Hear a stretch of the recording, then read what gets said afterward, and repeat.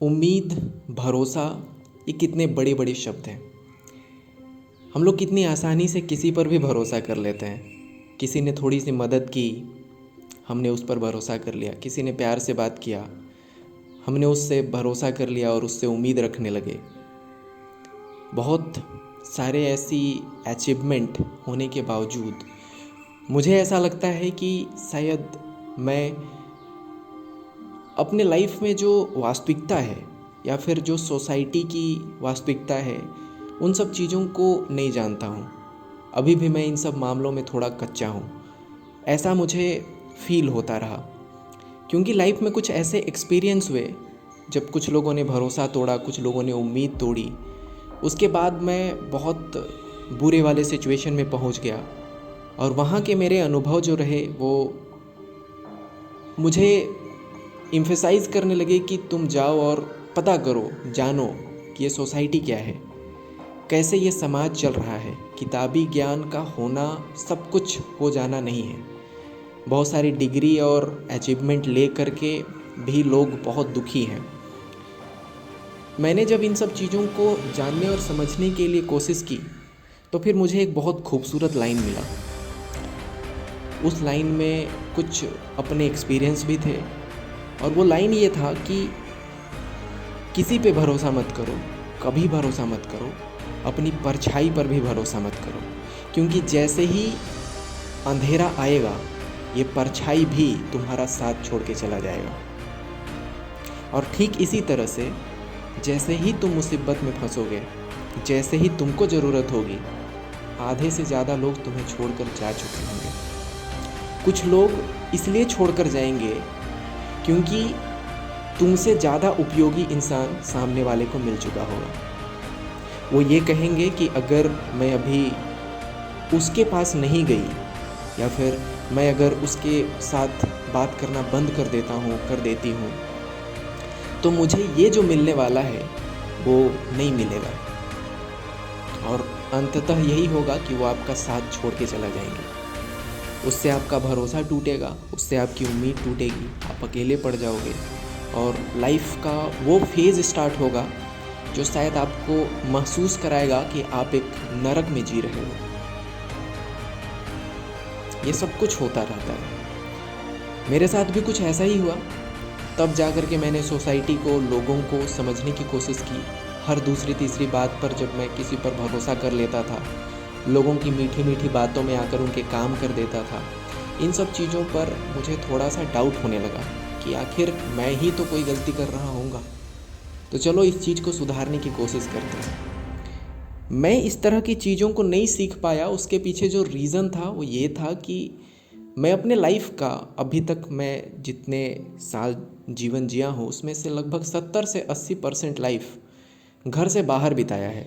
ना तो मैं अपने परिवार को अच्छे तरह से समझ सका, ना तो मैं परिवार के समस्याओं को जान सका, ना तो अपने सोसाइटी को जान सका। फेस्टिवल में परिवार के साथ रहना जाना ये एक बहुत ही छोटी सी पार्ट होती है। फेस्टिवल में ज़्यादातर खुशी वाला मोमेंट होता है। अगर उसी में से कोई गम का मोमेंट आ जाए तो वो 0.1% वाला कंडीशन होता है।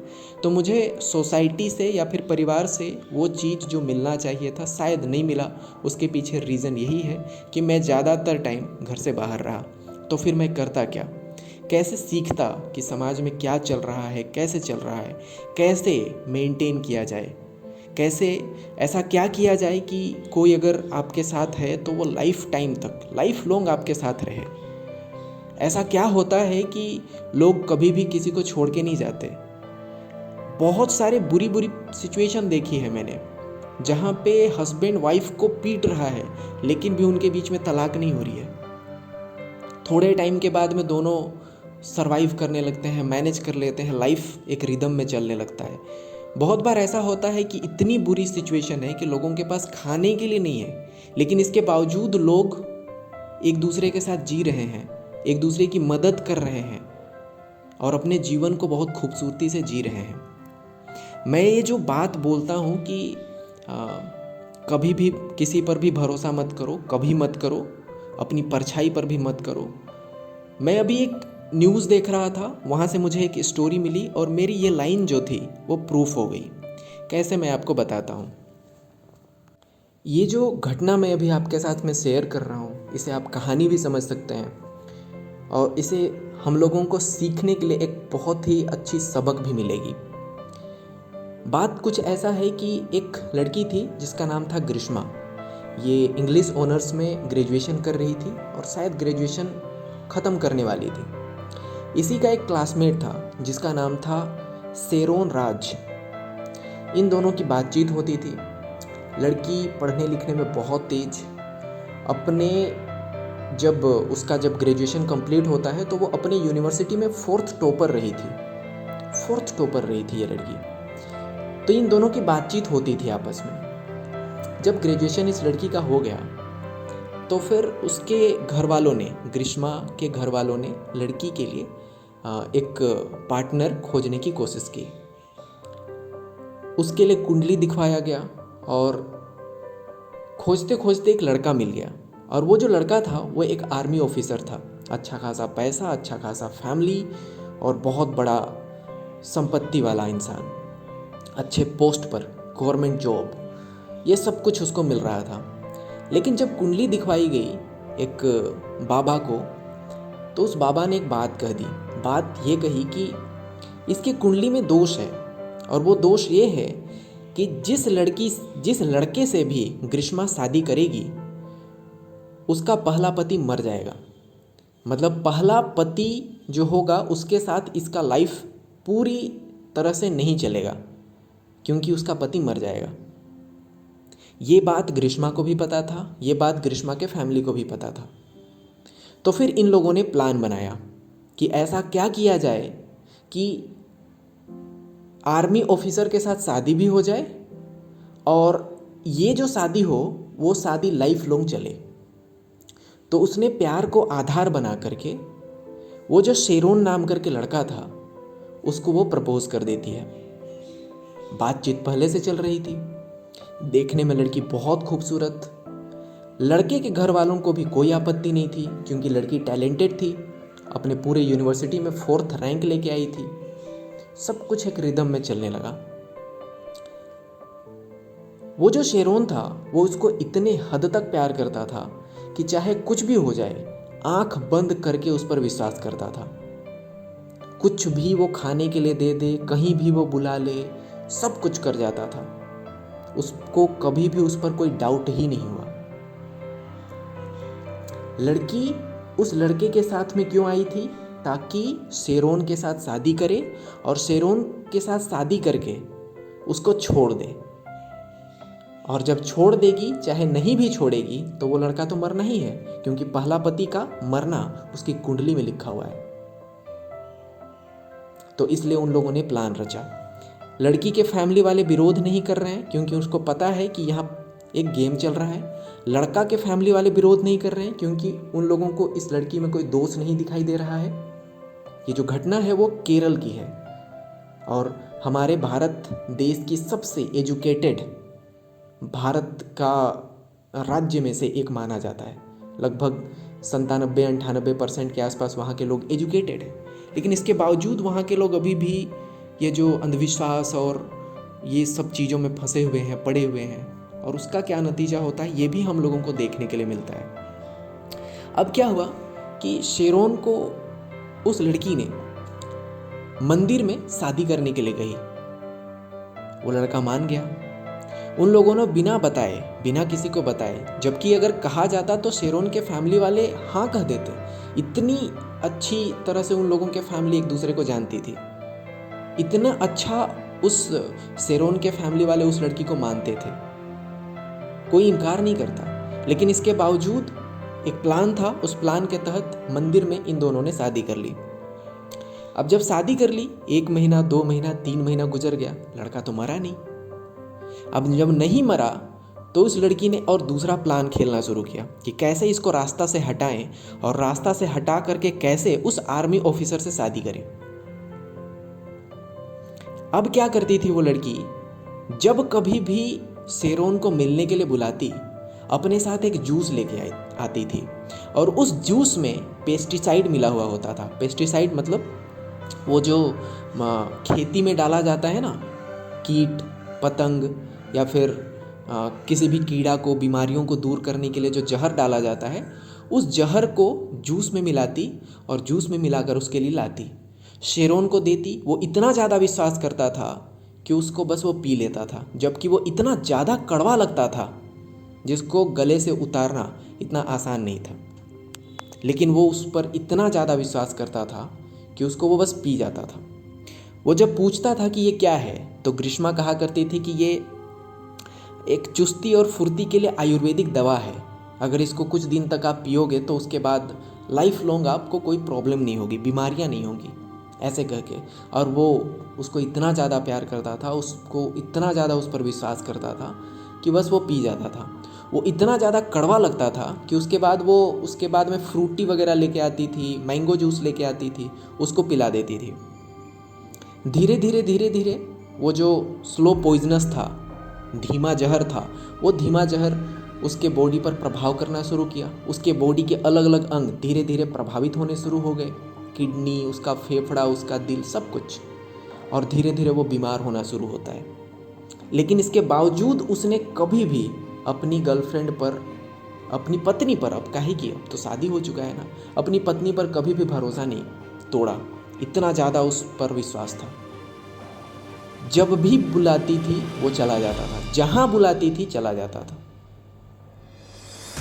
अब ऐसा होने लगा धीरे धीरे कि जब भी वो उससे मिलने के लिए जाता, ग्रीष्मा से मिलता, वो जूस पिलाती और वो बीमार पड़ जाता।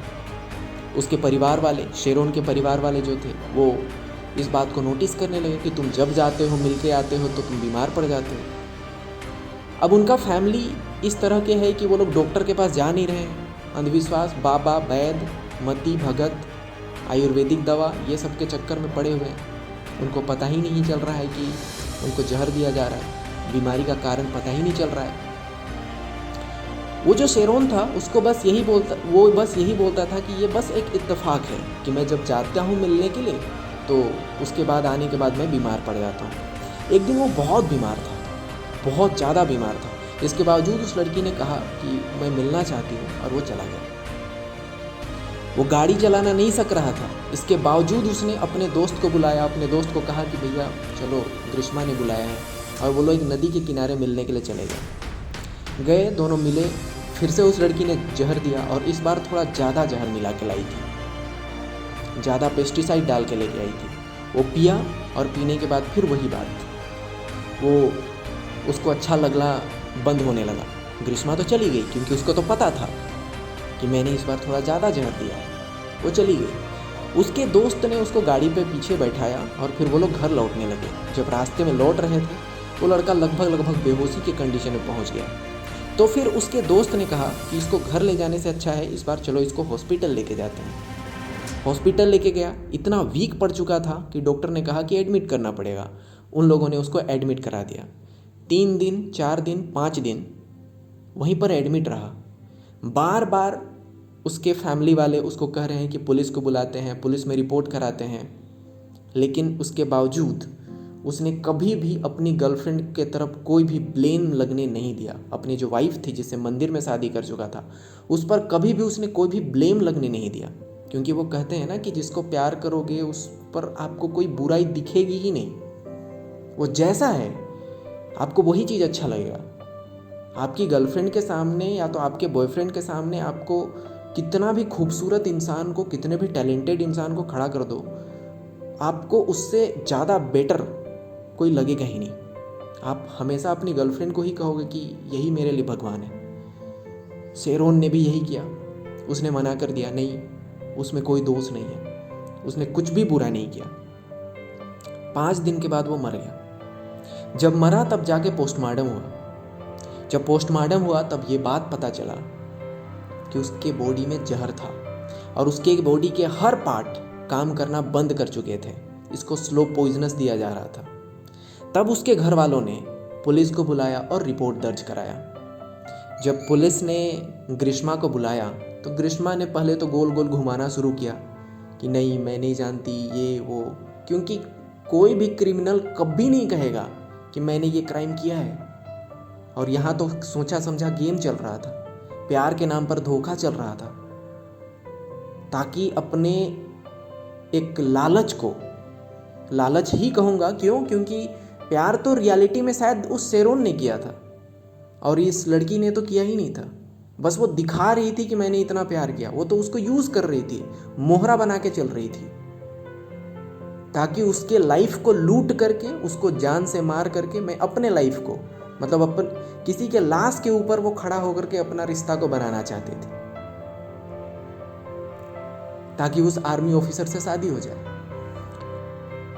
वो गोल गोल पुलिस को घुमाती रही।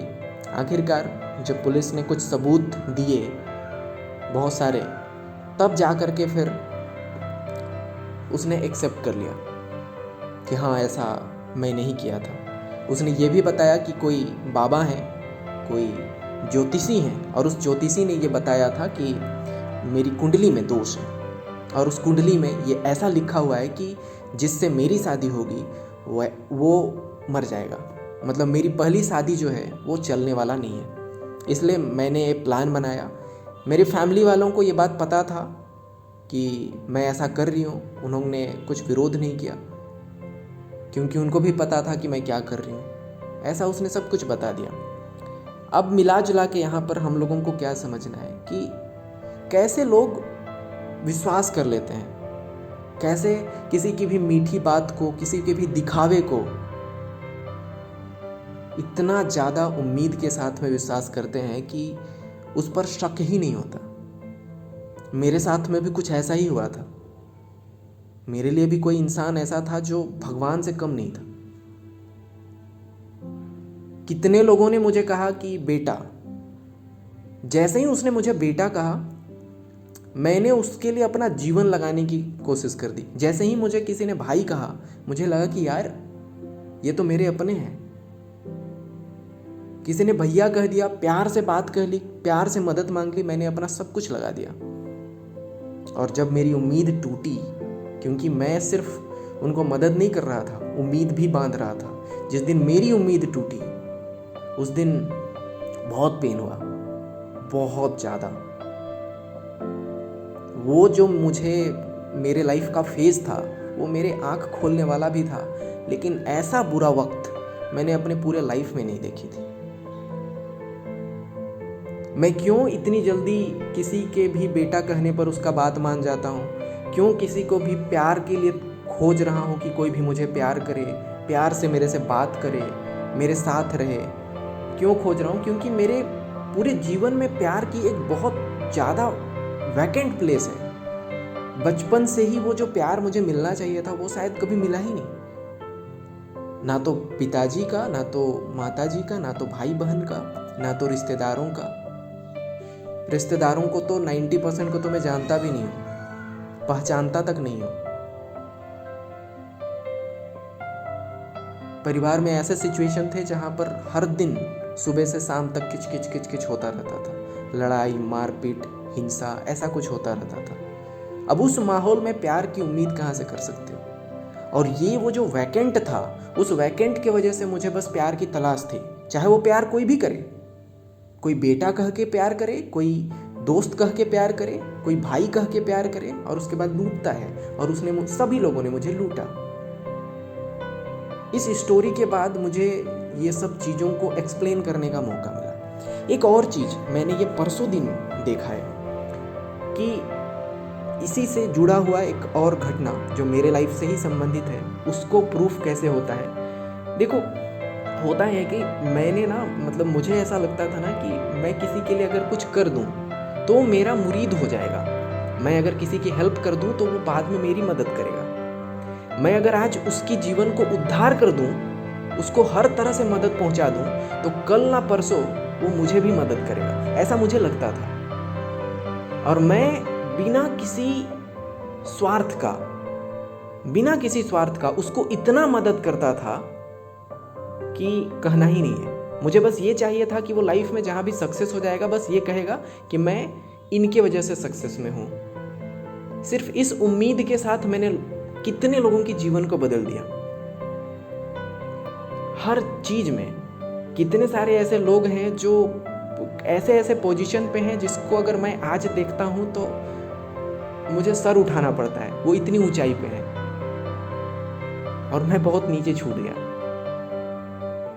ये सब कुछ एक धोखा और मेरे भ्रम का नतीजा था। वो जो वैकेंट था प्यार की कमी की वजह से, इमोशन की कमी की वजह से, वो जो मेरे लाइफ में प्रभावित किया, वो इससे प्रूफ होता है। फिर मुझे अभी क्या मिला कि हम कितना कुछ कर देंगे किसी के लिए, तो वो सामने वाला जिसके लिए हम कर रहे हैं वो हमें क्या रिटर्न देता है, वो कैसे हम लोगों को हर्ट करता है, उसके बिहेवियर कैसे हम लोगों को हर्ट करते हैं, ये इस बात से प्रूफ होती है। होता क्या है कि एक आलोक कुमार मौर्य नाम करके उत्तर प्रदेश का लड़का था। 2009 में इस लड़के का जॉब लगता है पंचायत राज में, ग्रुप डी का जॉब करने लगता है गवर्नमेंट का। अब ग्रुप डी में कितने पैसे होंगे? 20,000, 25,000, ये भी तो बहुत ज़्यादा, 18,000, 19,000 ऐसे ही पैसे मिलते हैं। तो उस लड़के के घर वालों ने कहा चलो अब तुम्हारी जो लाइफ का एक बेसिक चीज़ है इकोनॉमिक पैसा कमाना तो तुम शुरू कर ही चुके हो, तो तुम एक काम करो, अब शादी कर लो। फिर लड़की देखा जाता है। लड़की देखने के बाद में एक लड़की मिलती है जिसका नाम था ज्योति मौर्य। उसके साथ 2010 में शादी हो जाती है। जब 2010 में शादी हुई तो ज्योति मौर्य ने कहा कि मुझे पढ़ना अच्छा लगता है और मैं यूपीएससी का प्रिपरेशन करना चाहती हूँ, सिविल सर्विसेज का प्रिपरेशन करना चाहती हूँ। उत्तर प्रदेश में सिविल सर्विसेज के लिए सबसे फेमस जगह जो उस समय था वो था इलाहाबाद, यानी कि आज के हिसाब से प्रयागराज। तो वहाँ पर उस ज्योति मौर्य को उसका जो हस्बैंड था आलोक कुमार मौर्य, वो वहाँ पर भेज देता है।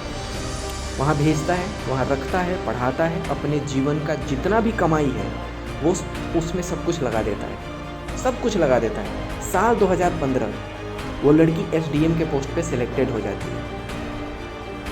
वो सिलेक्ट जब होती है तो उसका रैंक 16वां था। AIR रैंक जो था वो 16वां था। वो सीधे एसडीएम के पोस्ट पे सेलेक्ट हो जाती है। अभी कुछ दिन पहले गाजियाबाद का कोई आदमी है, वो भी कोई ऑफिसर है, उसके साथ में ये जो ज्योति मौर्य है वो किसी रूम में पकड़े जाते हैं, संबंध बनाते हैं। और ये सारी बातें जो है वो उसका हस्बैंड बता रहा है। जब ये सब कुछ होता है उसके बावजूद वो जो आदमी था आलोक कुमार मौर्य, वो आलोक कुमार मौर्य जो है वो कोशिश करता है कि इस रिश्ते को फिर भी बचाया जाए। वो कन्विंस करने की कोशिश करता है। वो जो आदमी जिसके साथ में उसकी पत्नी थी, उसकी पत्नी से जाके मिलता है और कहता है कि हम लोगों के परिवार टूट रहे हैं, हम लोगों के परिवार को बचाना चाहिए। ये अपनी पत्नी को जो ज्योति मौर्य है उसको भी कन्विंस करने की कोशिश करता है और उसकी पत्नी जिसके साथ में खुद की पत्नी थी उसको भी कन्विंस करने की कोशिश करता है, बचाने की कोशिश करता है। अब मुझे इस चीज़ से समझ में क्या आता है कि उस इंसान ने यानी कि आलोक कुमार मौर्य ने अपने जीवन का हर चीज़ उस पर लगा दिया। यहाँ पर लोग, मैं अभी जहाँ रहता हूँ वहाँ पर लोग अपनी पत्नी को घर से बाहर निकलने नहीं देते, पर्दा लगा करके रखते हैं, किसी से बात तक करने नहीं देते, किसी से मिलने नहीं देते। इस इंसान ने तो तुमको भेज दिया, जाओ वहाँ पर रह के पढ़ाई करो, और तुमको मौका दी, तुमको सहारा दिया, और आखिरकार वो लड़की एसडीएम बन गई। और उस लड़की ने क्या किया? अभी इसके साथ तलाक मांग रही है। किसी दूसरे आदमी के साथ में वो संबंध में है, किसी दूसरे इंसान के साथ वो सो रही है। आप किस पर भरोसा करोगे? और किसी के भी जीवन में आप कितना कुछ कर सकते हो कि आपका जीवन में वो इंसान हमेशा बना रहे, आपको हमेशा प्यार करता रहे, आपको कभी छोड़ के ना जाए। आप किसी के लिए क्या कर सकते हो? शायद कुछ भी नहीं। यहाँ पर किसको दोष देना है? क्या हो जाता है ऐसा कि लोग किसी को छोड़ के चले जाते हैं, किसी का यूज़ करते हैं? इन सब चीज़ों में फ़िलहाल तो मैं बस इतना ही कहूँगा कि किसी पे भरोसा मत करो, कभी मत करो। अपनी परछाई पर भी भरोसा मत करो, क्योंकि यहाँ पर तुम्हारे खुद के सिवा दूसरा कोई भी ऐसा नहीं है जो तुम्हारा साथ दे। और अगर कभी ऐसा लाइफ में मिल जाए जो तुमसे प्यार करता हो, तो उसको भैया कभी मत छोड़ो। कभी भी किसी भी सिचुएशन में मत छोड़ना, क्योंकि अगर कोई तुमसे प्यार कर रहा है ना, तो फिर तुमको छोड़ के तो वो जाने से रहा, और तुम जिसको प्यार कर रहे हो क्या पता वो किसी और से प्यार कर रहा हो, कौन जानता। तुम उसको प्यार कर रहे हो, वो किसी और को प्यार कर रहा है, या तो तुम उसको प्यार किए जा रहे हो, उसको किसी और से प्यार हो गया।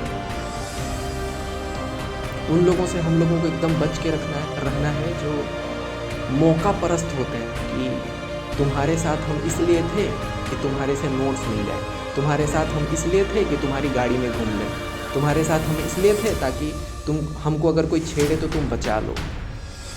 आज तुमसे ज़्यादा उपयोगी इंसान मुझे मिल गया, वो जो सामने वाला इंसान मेरे मम्मी पापा ने मेरे लिए ढूंढा है, वो मेरे से ज़्यादा, तुम्हारे से ज़्यादा पैसे कमाता है, वो अच्छा नौकरी करता है, तो मैं तुम्हारे साथ नहीं रह सकती, उसके साथ जा रही हूँ। ऐसे लोगों से जो मौका परस्त होते हैं, उन सबसे एकदम बच के रहना। अब इसको पकड़ना कैसे है ये मुझे नहीं पता, इसीलिए सीधी सीधी बस बात ये है कि किसी पर भरोसा मत करो, कभी भरोसा मत करो, अपनी परछाई पर भी भरोसा मत करो।